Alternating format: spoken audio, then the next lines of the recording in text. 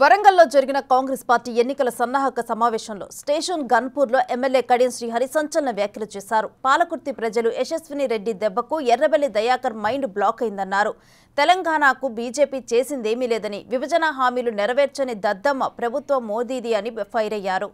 కులాలు మతాల మధ్య చిచ్చు పెట్టి రాజకీయ పబ్బం గడుపుతున్నారని దుమ్మెత్తిపోశారు.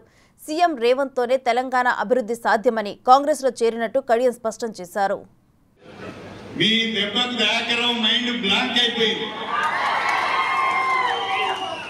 యశస్విని రెడ్డి గారి దెబ్బకు చిన్న మెదడు చిట్లిపోయింది. ఏం మాట్లాడుతున్నాడో అర్థం కావడం లేదు. అంతకుముందే సరిగా మాట్లాడరాదు. ఇక ఇప్పుడు ఈ దెబ్బలకు, ఝాన్సీ కొట్టిన దెబ్బకు, యశస్విని రెడ్డి కొట్టిన దెబ్బకు ఏం మాట్లాడాలో బిత్తిరి మాట్లాడుతున్నాడు. అంత అయోమయంగా మాట్లాడుతున్నాడు.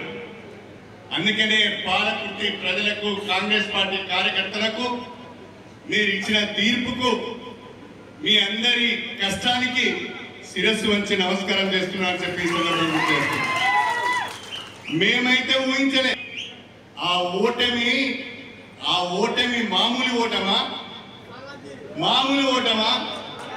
ఆత్మహత్య చేసుకునేంత పరిస్థితి తీసుకొచ్చింది మీరందరూ. 50,000 ఓట్ల మెజారిటీ అంటే కొత్తగా రాజకీయాలకు వచ్చిన యశస్విని రెడ్డి ఓటమి ఎరగని నాయకుని చెప్పుకునే వ్యక్తిని మళ్ళీ పాలకుర్తి పొలిమేరలకు రావద్దు అని చెప్పి బ్రహ్మాండమైన గెలుపును మీరు యశస్విని గారికి ఇచ్చారు. నిజంగా మీ అందరికీ కూడా హృదయపూర్వకంగా పేరున అభినందనలు తెలియజేస్తున్నాను, ధన్యవాదాలు తెలియజేస్తున్నాను.